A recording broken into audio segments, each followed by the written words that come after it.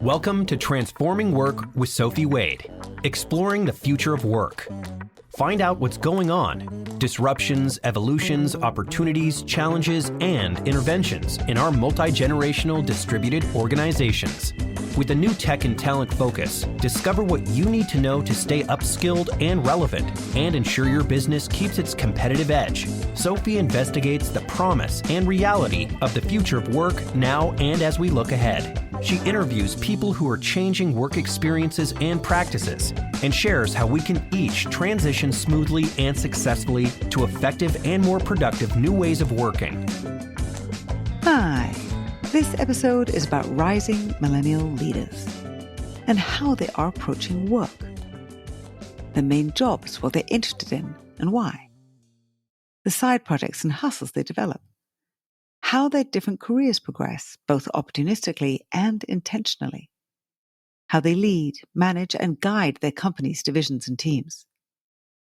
Conventions are expanding and evolving. Different factors are influencing and determining choices and pathways. We need to pay attention as these new leaders' attitudes and advances are supporting as well as setting new examples for the Gen Zs following in their footsteps. I'm delighted to be talking to Alicia Serrani. Alicia is a rising millennial leader who started with a traditional banking background at RBS and Morgan Stanley, then got a law degree as she evolved into a serial entrepreneur, launching new ventures spanning art, politics, artificial intelligence, and fashion in succession and in parallel. She exemplifies the new broad-based approach to work that is neither singular nor linear, and the new style of leadership, part coach, part mentor. Hi, Alicia. How are you? I'm good. How are you, Sophie? I am very well, thank you. Very well indeed. We will, as always, start with the beginning and even further back than I often go, because it's interesting to me that you studied politics and economics and you did some fashion stuff on the side, because that does come up later. So I'd like to just address how that came in.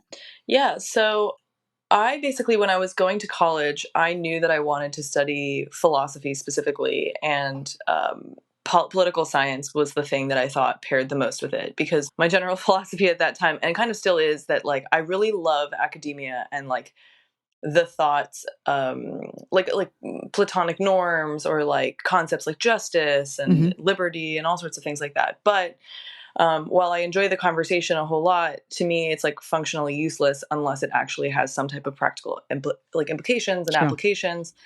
And so that's kind of how I chose politics to pair with philosophy. And obviously, Oxford famously has PPE, so they figured it out long before I did that was a nice pairing. So that was kind of like where I was at intellectually. And then being in New York, going to university and at Barnard College, you are just from the very beginning like allowed to explore really anything that strikes your fancy. For me, that meant interning and having jobs at the Met and the Guggenheim. I was in a performance art piece there with a really cool artist called Tino Segal. It was a conversation piece, unsurprisingly. And then, just like did a bunch of really anything that kind of struck my fancy. I kind of just said, okay, this is the opportunity at this point in my life to do it. And fashion was one of those things, because I think it is kind of similarly to the pairing of philosophy and political science, a really beautiful mix of art and business, because it is just an artful, deeply personal thing to a lot of people, but it is at its heart, a very, very deep and profitable business if you do it right. And so I was interested in fashion from that standpoint. And it's also my family business. My dad is a wholesaler for women's clothes. Okay. And he never really described himself as a fashion designer. My mom is an artist she's a graphic designer, painter, classic, just generally quite artful person. That's kind of how that all started. But I, at that point in my life, was like very serious about academia, and doing that at Barnard and Oxford was like, in my opinion, like the best way to possibly do it. Got it. And that's why I went into banking right after college. Yeah, no, the banking thing was really actually like a complete fluke. So when I was graduating with my degree in philosophy and political science, having spent time in Oxford and especially at Columbia, we're very much encouraged to take, kind of big jobs. Like they really put pressure on you to be an analyst. So I didn't actually go through recruitment the normal way. I actually found my job at RBS literally walking in the street and bumping into one of my friends. And she kind of said, "Hey, Alicia, do you have any interest in banking?" And I was like, "Not really." She was like, "One of my friends is leaving her job at RBS and I think you guys would really get along. Do you want to go for like coffee with her?" And at that point, yeah, why not? Yeah. And met this person, and she described her environment. Her job at RBS was as a legal analyst. So she essentially worked with the institutional derivatives team, negotiating and helping facilitate the negotiation of like swaps and repurchase transactions and things like that. Things I knew nothing of at the time, like literally zero. But it sounds quite interesting. I just kind of thought, oh, that sounds like something I've never heard of. Yeah. And at that point in my life, anything that I hadn't heard of was something that I thought, oh, you should try to learn about it. Yep. And so literally then had an interview like the next week, met the whole team. They liked me. They hired me. And then when they offered me the amount of money they offered me, I think I responded with, I don't know what I'm doing, right? And they were like, yeah, nobody does. Okay, cool. And what was really cool about the team that I was at RBS, and why to this day I describe it as the absolute best first job ever, even though everything that I'm saying sounds horrendously boring and horrible, because I was reverse commuting from New York to Stamford, Connecticut every day. Yeah. Or at least that was the intent, working with a team of people who were they were all my parents' age. I was probably the youngest person on the team by, I think, at least 20 years. And working on something that I previously literally thought I would never, ever work in finance. I studied philosophy and politics. I am going to do noble things. This is not noble, but still, you're going to pay me that. Okay, cool. Let's try it. Why not? Can't hurt. And just really had the best experience ever. The main takeaway that I learned from that experience, which I think is pretty obvious, is banks are banks, but they're built of people. And the people that I worked with, because they were older, they had developed a real sense of themselves. They all had hobbies and families and were really interesting. So one of my team members, she was the deepest negotiator, just had a huge portfolio of expertise, and she was a hobbyist poet. Oh. And was like always, writing and publishing and reading and really cool. Nice. And then one of my other team members, he was a recreational clammer in Cape Cod. So he lived in Stamford, Connecticut during the week and in Cape Cod during the weekend. And he learned to clam and was historically renovating a home. And yeah, so everybody was super interesting. And I kind of realized at that point, you don't have to be your job. Saying you're working in this way or negotiating these types of transactions, being a lawyer, any of these things, they're just kind of footnotes on how you live your life. And it's not how I live now, but because I don't really have any hobbies aside from working. Well, yes, but you have a lot of other stuff going on. Since you mentioned it before we started recording about something very dramatic that happened to you when you'd already been onboarded. Yep. So little Alicia graduates, gets onboarded, works at RBS, has this big job. And about 2 months into my job, my twin sister and I were crossing the street on 106th and Broadway. And a driver was texting and hit us. And my sister was really smart. She landed on her ass, and I unfortunately landed on my head. And it was a hit and run, so it was quite dramatic. There were cops on the scene, so they chased him down and caught him, etc. But I, as a result of that, had what's known, it's an epidural hematoma. It's known as the skiers accident. And famously, Natasha Richardson died from the exact brain injury that I had, which is a slow bleed. So I had brain surgery, emergency brain surgery as a result of that, and was incapacitated for like the first, 6 weeks of my job. My boss at the time, who I will always describe as probably the best boss you could ever have, and definitely the first best boss. I mean, really an ideal, like a great guy, Mark. Once they found out my cognitive capacities were unaffected by my brain surgery, which is obviously like a huge blessing, he was like, we're going to allow you to have access to work remotely. And this was a time when, in order to access remote work, you had to have a special key fob. It was like a fob that basically gave you a special number that you then connected to your all your files. And so this was what year? This was 2014. Not for good reasons, but you were pioneering remote work on Wall Street. Yeah, basically. It was an accommodation for an injury, right? Yeah. And because of the fact that it was a reverse commute, I think had RBS been located, had their headquarters in New York, like in the city, and I lived close by, they probably wouldn't have gone for it. But because it was in Stamford, Connecticut, and I mean, in addition to a brain injury, I mean, you can imagine I was also in a wheelchair for a long time and like fractured a lot of vertebrae. So it was my whole mobility, my movement, everything. I had a really intense haircut, shaved head at an investment bank at 22 was a look. Well, that in and of itself obviously is a reason to have you working from home.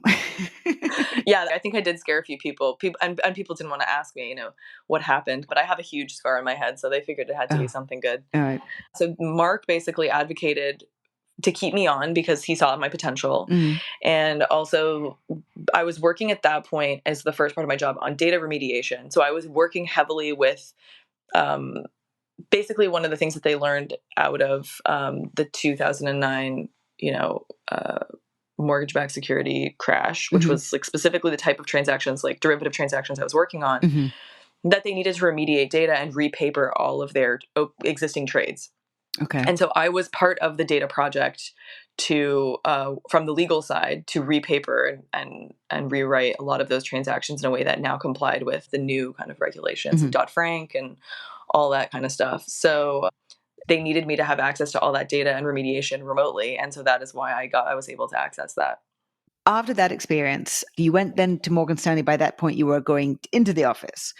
I'm actually interested because obviously when you moved into the office, that would have been a very different experience. Yeah, the office culture at RBS and Morgan Stanley was very different. RBS, being in Connecticut, was much more informal. So I think they were more willing to be flexible with me because they had so many people coming into the office from around Connecticut, New York, like all over the place. Morgan Stanley was in Times Square. Right. And the idea that you're going to be physically at work and the way that we worked there was so different. It was night and day. Right. And I mean, the contrast between the work environment was made even more glaring by the management style of Morgan Stanley versus my previous boss. Just to give you a snapshot, my first boss, Mark, the first day I started my job, I was, 22 years old, learning all this stuff for the first time. He literally sat me in his office and just said, what you're going to learn in your first job is what makes a good boss and what makes a not so good boss. And he said, this is what's going to inform how you work and where you work and why you work for the rest of your life. And he said, whether you see people who are really qualified and really adept at what they're doing, or people who are just like actual f-ups who are your bosses and you kind of don't have a choice, all of those pieces of information, if you pay attention, will set you up for success in your own career. And as a young woman having, someone who's totally different, like a middle-aged man with kids, basically my age, just sit with you and teach you and talk to you like you're an equal and also an educator and mentor was so pivotal for me because I really did see a lot of bad bosses. But I also saw some really good bosses or I was able to like really keep an eye out for that. And it really has informed the way that I work now. So I will always be grateful for Mark. In stark contrast to that was at Morgan Stanley. The vibe at that job was like, we're all in this together because it's like so dark. It was like a very different environment. So that wasn't as positive an experience. And then you left to become involved with New Hive. Were you part of the founding team or how did New Hive come along? And that was a technology startup. What did it do? Yes. So I kind of described earlier that I have an interest in art and fashion and had always been quite eclectic in like internships and experiences. So working at Morgan Stanley, and even when I was working at RBS, I actually knew that I probably wasn't going to be an investment banker forever, and grateful for people who recognized that and told that to me early on. But I was thinking about maybe being a VC. Okay. And no shade to VCs, but I think if you're someone who is risk averse but has like an inkling for entrepreneurship, working in VC as an analyst or early on in your career is a nice way of getting like your foot in the door of running your own business, but without the risk of running your own business. And understanding how businesses work and so, 100%. So when I was actually doing interviews for Morgan Stanley and a bunch of other hedge funds, one of my interviewers was like, I think you should maybe join an early startup team. I think maybe actually joining a founding team or something or starting your own thing. And then literally went to a party, which was hosted by the New Museum, by New Inc., because they have an incubator there for art tech startups, Mm-hmm. and met my current co-founder of more than one half of my businesses, Zach, and he was the founder of Hive. I didn't know anybody, and I walked up to him, and he had just moved to New York, and we've been working together for 7 years. So that was 7 years ago, like around now. And his pitch was, do you want to be the COO of my company? And I was like, I don't know what that is. So basically what Hive was, and why I was so interested in it, is that it was essentially like Adobe Acrobat, like the Adobe Creative Suite, but for digital art, for web pages. Okay. And this is pre-blockchain. Mm-hmm. So a lot of artists who are now blue chip collectible artists on the blockchain got their start on Hive. Oh, okay. And essentially what Zach and a few others created was like a tool to edit web pages, and you basically got individual you can have as many web pages as you want, and they became canvases. And they all had their own unique code, and you could, profile them places or have streaming through them. It was a very malleable medium. And Zach and his team members, raised money from a bunch of incredible Silicon Valley investors.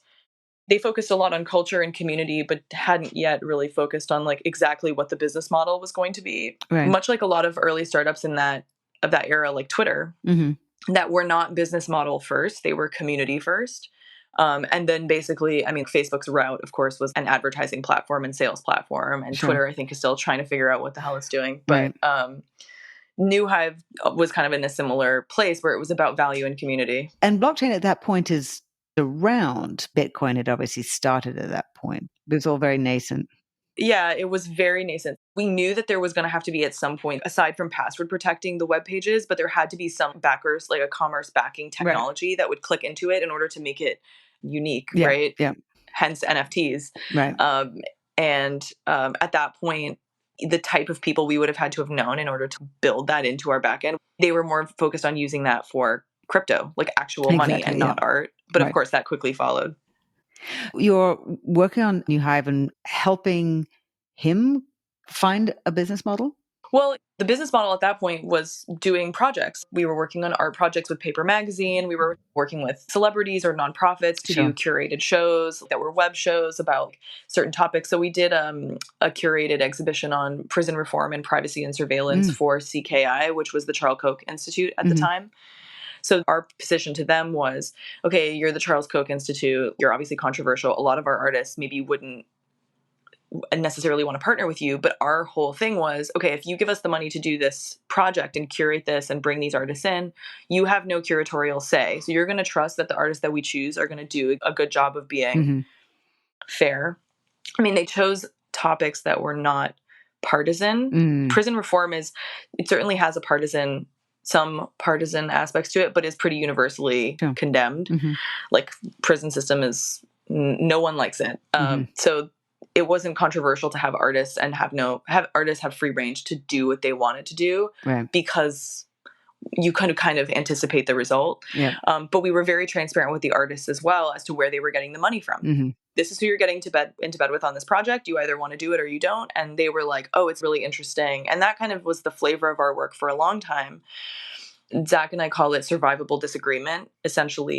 Pairing people where you may find a common ground on an issue or topic that is unexpected. And you're, on the face of it, you and this other entity or person or organization do not have anything in common, but you find an area of overlap, and that becomes a moment of survivable disagreement on everything else. Like, you can maybe survive and recognize that you're not going to agree 100% on everything, but on this one thing, you can come together and affect change. So that became like the seed for how we were trying to make Hive work. Now, of course, project by project basis meant that it's kind of constantly fundraising and constantly seeding ideas. And, that just did not have the longevity and scalability that we wanted. And so, Hive still exists in some form online. And one of the main things that we were trying to do at some point was get it acquired as a museum, like or as have the first museum acquired startup, because it is a collection of incredible,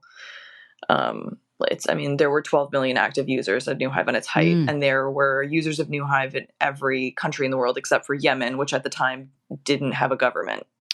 Wow. And Then you became a partner at Guardians.ai. So then you're really dipping your toe further into both technology, but also the emerging increased use of AI. What is the business or purpose of Guardians.ai? So not to make it more complicated, but I actually went to law school. At the point at which I was working at Hive, no one would question Zach's ability to be in a room or to fundraise. He had a track record. He's an incredible businessman and leader.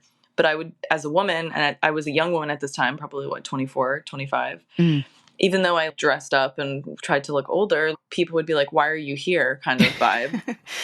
And I was always, "Oh my God, why am I here?" Yeah, you're right. And had always been interested in the law. I mean, philosophy and politics, kind of law is the intersection of those two things in a lot of ways. So knew I kind of always wanted to go to law school.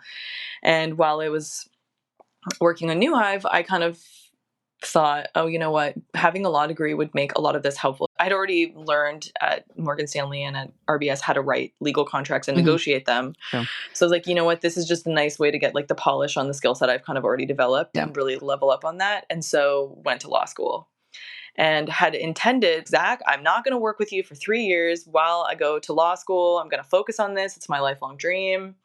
And in February of my first year of law school, I get a call from Zach saying, we got funding for another project we had kind of started. When can you start up again? And I was like, I have a whole semester of law school. Okay, what day is your finals finished? May 15th. I'll see you on the 16th. So the day after I finished my finals of my 1L year, I started building Guardians with Zach and another partner of ours, Brett, at the time. And Guardians was it ultimately was a business that did not succeed. Not because it wasn't an incredible idea or not because it wasn't profitable, but because of just like the difficulty of actually managing each other. Like Zach and I are still working together, but it was a very difficult and high stress work environment because the model for that business was a consulting and reporting model. And that's kind of when I learned that I didn't want to be the smart person all the time. When you're working as a consultant, you have to be the smart person every single time. When you are the product, the wear and tear of that is just very intense. So, but that business was interesting because it was like solely technologically based. It was just us. There were no employees, just, whittling away. And what we had for Guardians was, we had the real, like, the resource of Guardians was full access to the Twitter API. So we were working as the preferred partner, data analytics partner of essentially another startup, tech-based startup that was a preferred partner of Twitter and was able to, through a deal that they struck, have all of this data access. And when I mean all of the Twitter data, I mean like the full fire hose. Oh, wow. Like more data than UCSD had at the time. So we ended up partnering with UCSD because the researchers there were like, we need this data. And we were like, well, we're not computer scientists. What were you trying to synthesize and analyze in going through the data? The main thing that we were looking at was misinformation and narrative influence. So this was and timing-wise, 2016. Where are we? Ooh, yeah, 2016. Ooh, okay. Yeah, 2016, 2017, 2018 is kind of when we were working on this. And basically, it was kind of a right place, right time situation. So we were essentially developing a protocol for identifying narrative influence and tracking narrative influence and misinformation across different subjects. And to one of my partner's credits, we were kind of having a group think tank moment. What do we think is going to be the big topic for what turned out to be the Trump election? And my partner Brett said voter fraud. And that was what we decided to point the needle at. Because one of the things that people throw around is they talk about machine learning and AI. Yeah.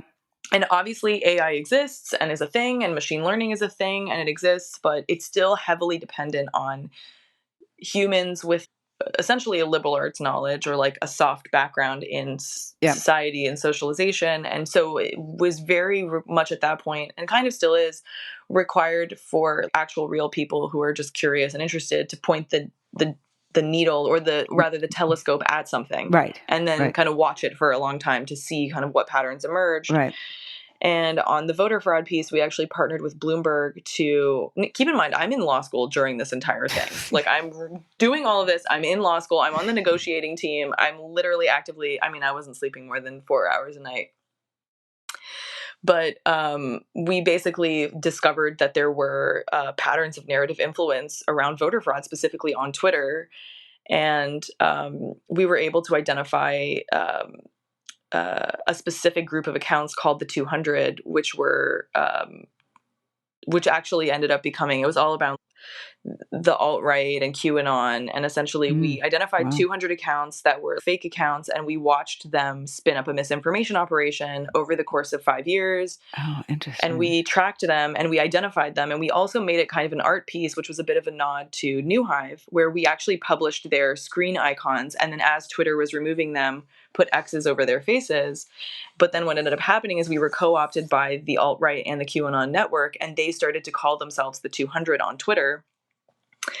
And of course, they came after us and were like, we're going to find you. And I was like, I'm a misinformation data analyst. I can literally see you. I know how real or not you are. You're not coming to my home. You don't exist. So it was one of those really hilarious moments of like cognitive dissonance, but because I was scared, but I know you're not real.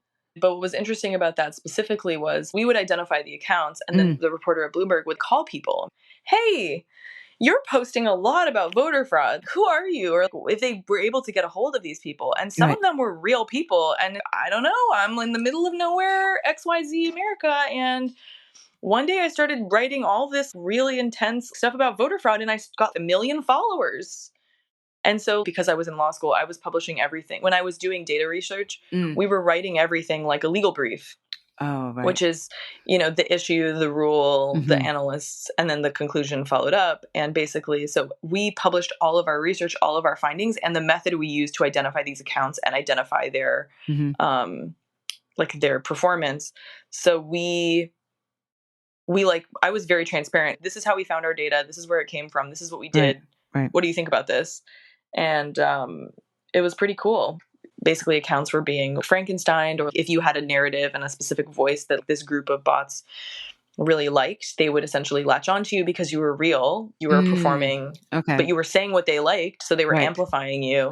And then they were carrying growth and creating community as a result of that. And so we were able to track it and publish about it. That's fascinating.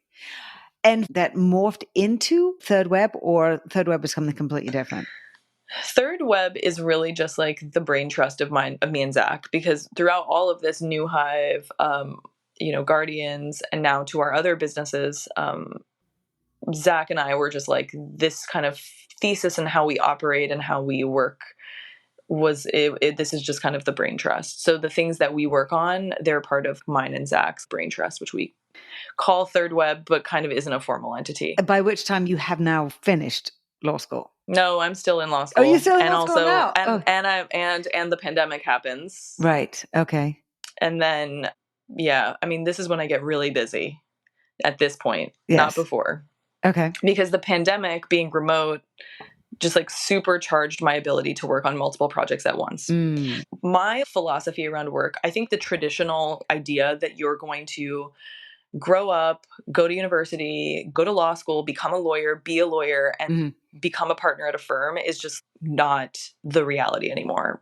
I agree. It's not my reality, certainly. And I've noticed, just even with my classmates at law school, people are not satisfied with the environments that they're being asked to work in and how they're being asked to work. And so it is much more common, and I'm kind of that on steroids, to have multiple jobs and careers that kind of allow you to fulfill the interests that you have as a well-rounded person. Are some of your classmates pursuing roles in entrepreneurial ventures? Are they going to smaller or different law firms? Because I know that there are a lot of law firms that have broken off from people who have left the very conventional law firms to set themselves up with potentially even different business models in terms of project pricing versus 6-minute pricing, but as well focusing on a very different type of working lifestyle, because it does happen to be one of the potentially the worst sectors for work-life balance, flexible working, that type of thing, in terms of the mindset as well. Well, so I will be transparent in that I haven't been out of law school for very long. It's only been, I think I graduated 2 years ago. So I think a lot is left to be written. I don't think a lot of my friends are at that place yet, Yep. especially because when I went to law school, I wasn't on the older side per se, but I was not straight out of college, which a lot of my classmates were at that point. Mm-hmm. But that being said, I have one friend from college who started a startup that's all around like tracking edits of legal documents. Right. One of my other classmates from law school, she was, a fellow and won a grant to work at the Department of Financial Services and was working on crypto regulation, but now is in big law. But her lifestyle is different because she didn't go the typical route. She has an area of expertise. And so her function in her law firm is slightly different. I have other friends at big law firms who are just being ground into the ground, and the good work brings more good work thing is haunting their every waking moment. Gen AI looks like it's going to be affecting particularly the youngest level of the law sector, taking away some of the most tedious functions and roles, which is interesting to me in terms of how careers will progress, because you're going to come into any kind of law firm and have a very different learning experience and how you're going to understand what you need to learn from your peers at a fast pace. So that's a work in progress in terms of how the younger lawyers are going to develop. It's not an anomaly for people to come to law school with a previous career, whether they were a paralegal or had something else and are trying to transition. That being said, I'm an entrepreneur and I know I'm going to use law for the purposes of running multiple businesses and different business models, and went into it with that. I was kind of considered radical, especially at Fordham, which is, quite a traditional law school and really does prioritize placing people into big law firms, which it's great at doing. What I think, how I see this affecting people is I actually think that it is going to force them to take a bigger look at like what their hobbies are, what their interests are, what's research, what specialty they want to get into, and maybe have some of that going before they enter a law firm. I just think that because technology is going to take away and do it faster and cheaper for a lot of the grunt work, what's going to happen is like obviously people with area expertise, creative thinking, who have like industry knowledge are going to be more successful and have a better chance. Yeah. I've seen friends of mine who are now lawyers having had previous jobs, and their ability to just navigate through the environment because they have industry level expertise, they're just able to have a better, higher level opinion quicker. Sure. Interesting. I do think like law firms, they want to keep the size because it's billable hours. And so the more people you have working on things, the more billable hours you get. So I don't know that they'll accept technology simply because it affects their actual business model.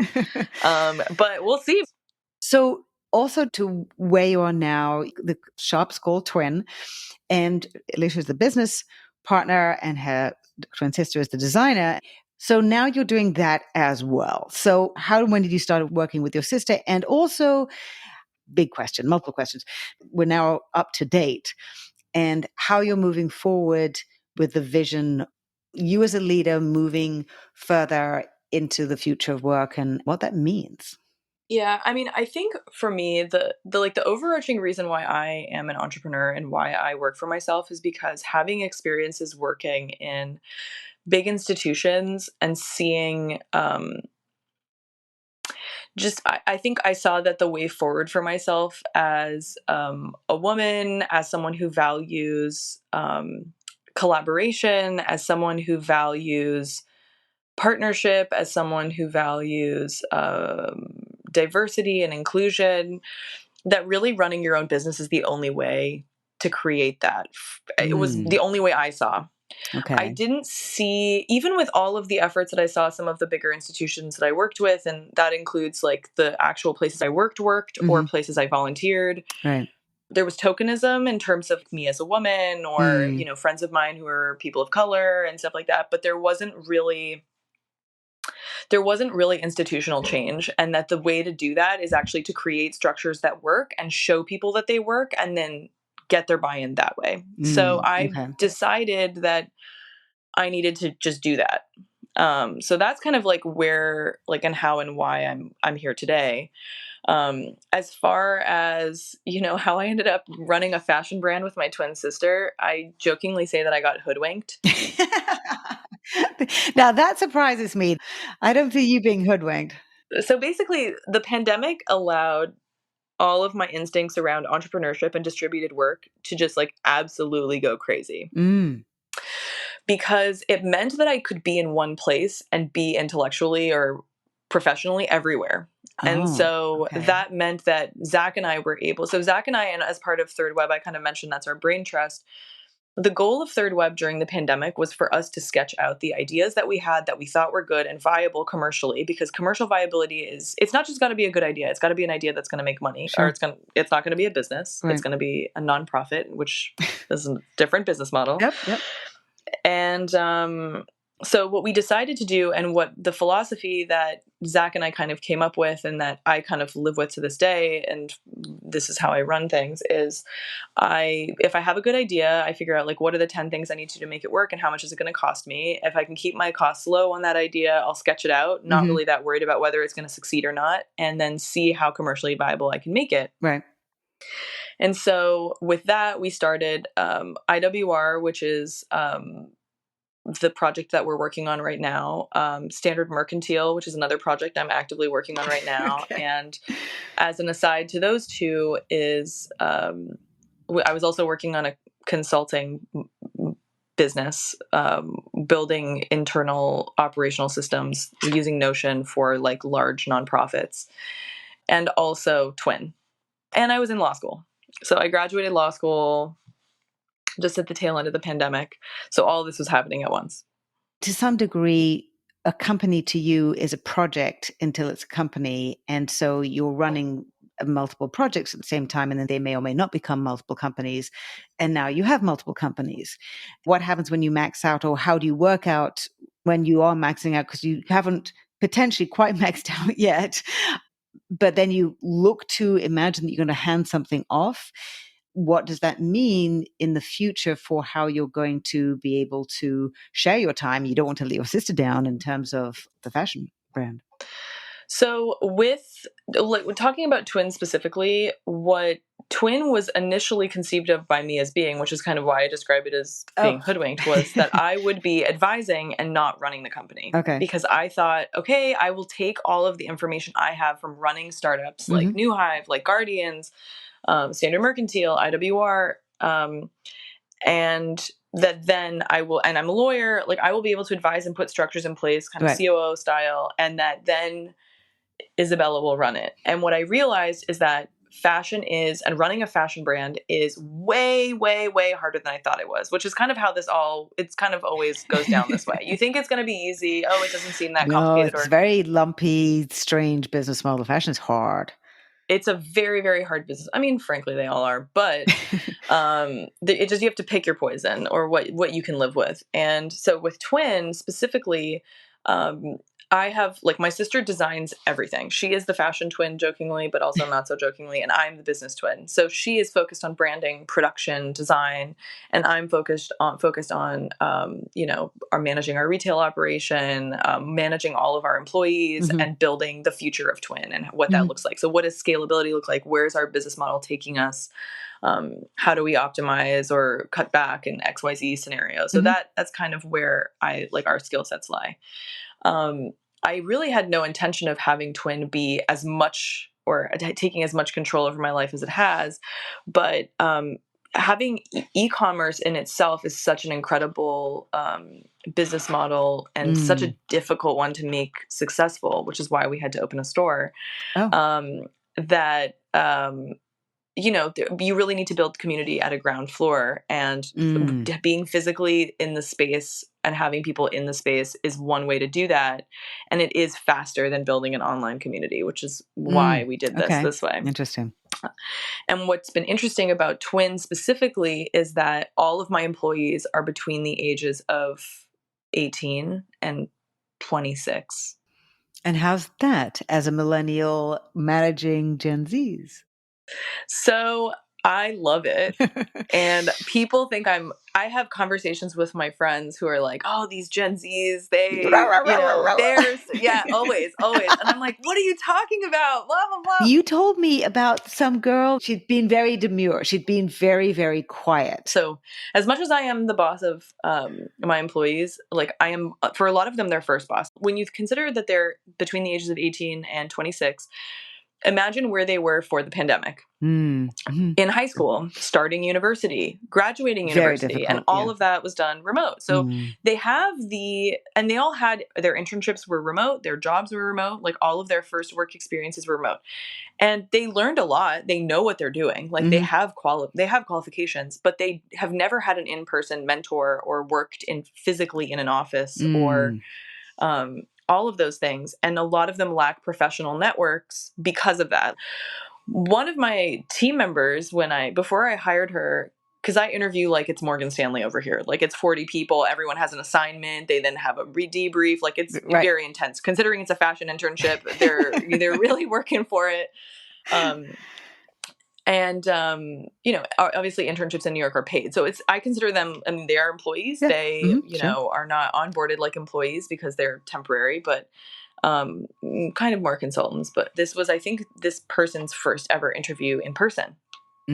She came to my apartment because that's where we were working at the time. And she was interviewed by me and my sister, and she couldn't make eye contact with me. Like could not, was so afraid, just like very socially anxious, really nervous. And I was very patient with her. We were very patient with her and asked her questions. And I could see she was kind of holding back. And at one point I just go like, okay, do you like the T.W.I.N Instagram? And I could see her looking at the floor. I can visualize it in my head. She's looking at the floor, trying to avoid my eye contact. And I can see her weighing her options. Am I honest with these people? Do I just say the thing? Right. And I could see at that point, she just kind of went, honestly, it sucks. Your Instagram sucks. Okay, why does it suck? Right.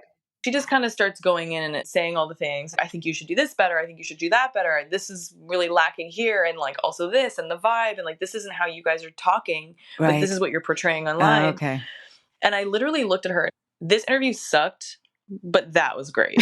And she was like, okay. And I said to her, in your career, if you are not in a place where people are interested in hearing your feedback on something, that's probably not the right place for you. Not that you shouldn't manage the message or, have a gloss of professionalism over it, but that was like the most honest, interesting thing you've said. And that is what I would want if you were going to work for me. Right. And that is how I manage all of the people that work for me. So when we onboard our interns or employees, how it goes is it's a 3-step process. We onboard them, and then we have a shared Google Doc, and I am a Google Doc nut. Where we basically we have a section for all of the roles and responsibilities that are part of their job. So I'm very clear about what exactly I'm expecting them to do as when they work for T.W.I.N. But then we have a section where I ask them to share their goals. And those can be goals internal to T.W.I.N. They can be goals for their school, for their career. Nice. And we invite them to, like, I will tell you very specifically what I need from you, but I also invite you to tell me what you need from me. And basically, I'm very clear that it's not always going to be a one-to-one. It's not always going to align. You're not always going to be doing things you want to do, but that I will make a concerted effort as your boss and as your manager to where I can assign you things that align with the development of your professional and personal goals. Then I also have a space for ideas, which is ideas that are not specifically related to the things that you're working on, but that you think would be good for T.W.I.N. And what that creates and has created is buy-in, where the people that work for me describe T.W.I.N. as a we.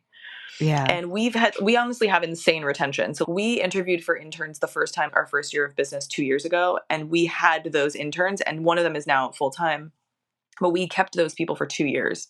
So they didn't move on to other internships. They stuck around because they literally were like, where else am I going to be able to have this kind of conversation with someone? And I actually, to the person who we were just describing, who couldn't look me in the eye when she first came to my apartment to work for me, she got a job subsequently at a major news publication and wrote me a text message and just said, I'm so grateful that my first job post-COVID was with you because you really taught me how to value my work and advocate for myself. Honestly, this gave me the warm fuzzies because I didn't realize previously I had managed people, but never built a workplace. And even with my other startups, it's peers. It's other people who are my own age, who are my own skill level. Yeah. You're not really mentoring each other, although there's professional development and growth.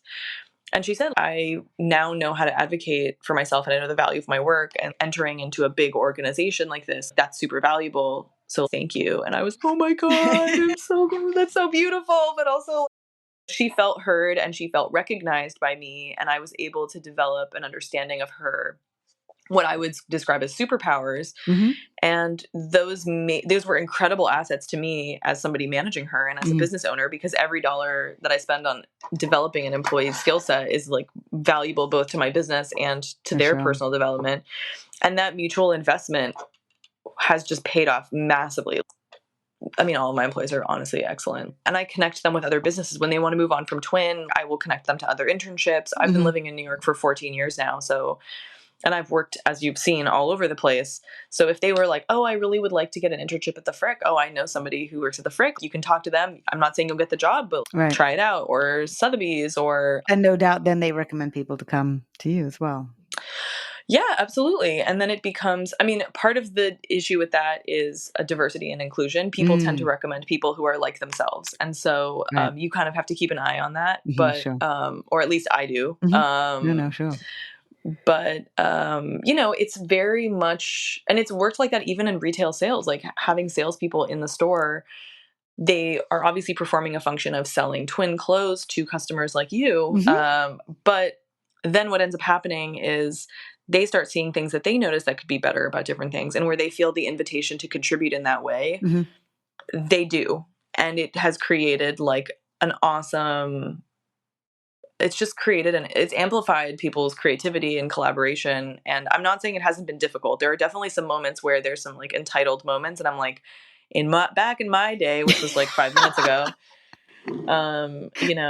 we had to do X, Y, Z. Do you stop yourself from saying that and reframe it?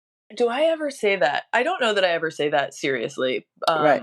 I think what I will say to them very honestly is we're a small operation. This is a small business and you're in the position where you're able to see opportunities and jump on them very quickly. When you're at a big organization, those opportunities are not as visible and they don't come as easily. So where you can advocate for yourself and learn to do that swiftly and very, not aggressively, but with intention, I would say, you're learning that here. And it's also easy to do that when it's us sitting around a table together, literally talking about what needs to get done and you're just volunteering.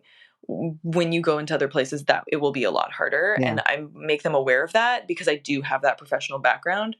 I'm not trying to make anyone feel bad about being young, but if there's a lack of professionalism and performance, like if I see somebody not doing something that's, of a professional ethic or standard, I will say, for the record, if you did that somewhere else where there was more hierarchy and oversight, that would be questionable. And honestly, it hasn't come up. I like the way of saying that. It's saying it in a passive way, which takes the edge off it, but it's still also very pointed.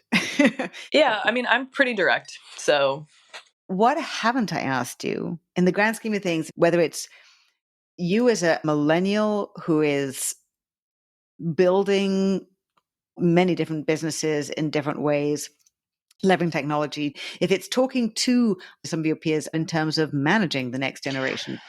What question could you have asked me? It's hard to think of it in terms of a question, but I think one of the conversations I've been having a lot lately is around the level of intention that people have around building diverse and inclusive organizations. So I think that one thing that I've noticed and again, like one of the things you pointed out earlier was a differentiation between like sketching out a project, seeing if it's commercially viable, turning it into a business. And what I have found is that like my function on a lot of those is the same. Like I do the same thing over and over again, which is why it's easier or possible rather for me to do so many things at one time because it's really a rinse and repeat at this point of my skill set. Yeah. And it does actually transpire that in any given space, I'm more involved in one thing at one time, maybe less down the road. And it's very much a function of having incredible partners like Zach and my twin sister, Isabella, that I'm able to do that because they're able to take the leadership when I can't necessarily be there and function completely well and as partners and owners of the businesses without me. But the thing that I very much think is that there is a kind of new wave of structuring organizations and how you bring people in and talk to them. And this idea of a fully top-down I'm a believer in hierarchy. I don't think necessarily that running everything by committee works. I do think that it's good to have somebody who can say, this is final, say yes or no, is very functionally helpful. But as far as the best mechanism to manage a workforce that has had a lack of physical engagement in the space and how to harness that remotely is a difficult thing. I don't know that I have an answer for that, or if that was even a fully formed question. It's more of a nebulous gray area. In my opinion, it has in some ways impacted the people that I've worked with, and especially the young people that I've worked with, that they haven't been in physical presence. But I do also think that part of what amplified my ability to run so many businesses and learn so much was remote. And so the balance of having a combination, because being able to be in one space and have your mind, do so many different things and have the conversations kind of exist on their own is a real amplifier of productivity, or in my case, productivity, inspiration, all of these things, and accelerated my growth as a business person. But it also has the negative impact of maybe like slightly limiting your professional network, or maybe not having as close personal ties to the people you work with. So then there's one last thing. If there's anything anybody can do, let's just say that they are a millennial or they're older Gen Z or younger Gen Z who are looking to work in the same way that you do and take the entrepreneurial path or explore it, what they could do tomorrow. Something very practical that they could put into action tomorrow. Well, firstly, actually do it. Okay, great. That really is bottom line. I mean, my biggest thing is like a lot of people think that it's really scary. And like you've just heard, like I have so many businesses that I've started, some of which have failed, some of which I no longer work on, all sorts of things. And I think that don't let the perfect be the enemy of the good. Sketch it out, try it out. Don't spend a lot of money doing it. Don't get in your own way by making it so big that like if it doesn't succeed, you feel horrible about it. But talking about it, being intentional about actually getting it started, sharing it with people, and actually doing it are really the things that have worked for me, which sounds so insane. It really is just the minute that I started talking about my interests of running my own businesses with a level of seriousness and intention, I found that the conversation quickly escalated. And then people who were interested in things I was interested in kind of filled the gap in that conversation, and it became a dialogue. And then by virtue of just like sketching it out and finding if something has commercial viability, you then can kind of put to rest any questions you have as to how viable or how real this idea could be. And I know that's like not great advice per se, but it's very practical. And I think for so many people who are potentially sitting in a corporate job or are about to leave college and they think, well, what can I do? Try it out. Well, as like a point of information, T.W.I.N is solely funded by me. Our success, having brick and mortar, all of it is just my savings from Morgan Stanley and working at RBS and the previous jobs I had. I made sure that the startup costs were really low, was able to invest in my own stuff and ideas and get a couple products. And by selling those products, was able to accumulate more savings for the business. And now we have a store in Soho. So awesome. Yeah. Alicia, thank you so much for taking the time when I know you have a lot of other things on your plate at the same time. Thanks so much, Alicia. Yeah, thank you so much, Sophie. I really appreciate it. Thanks again so much to Alicia Serrani, CEO and co-founder of T.W.I.N, founding partner of IWR and partner of Guardians.ai. You can find out more about Alicia and follow her on LinkedIn or Instagram at Alicia Serrani, ALICIA SERRANI. To shop at T.W.I.N, you can go to twin.nyc. And to learn more about IWR and propaganda you can believe in, check out IWR.ai. Immediate action tip. If you're on the entrepreneurial path, don't let perfect be the enemy of the good. Sketch it out. Try it out. Don't spend a lot of money doing it. Don't get in your own way. Be intentional about getting it started and sharing it with people. For more about how to understand millennials and other generations and how to interact with your coworkers and team members more effectively, learn learn how to practice empathy with great effect by reading my second book, Empathy Works, The Key to Competitive Advantage in the New Era of Work. If you enjoy this podcast, please tell a friend as well as like it, and try and write a quick review wherever you listen. For regular video updates, curated useful articles, research and information, follow me on LinkedIn and Twitter at @ASophieWade. For more information to help navigate this period of transformation, you can also sign up for my Work in Progress newsletter on LinkedIn and my blog, which is available on sophiewade.com and flexelnetwork.com. Until next time.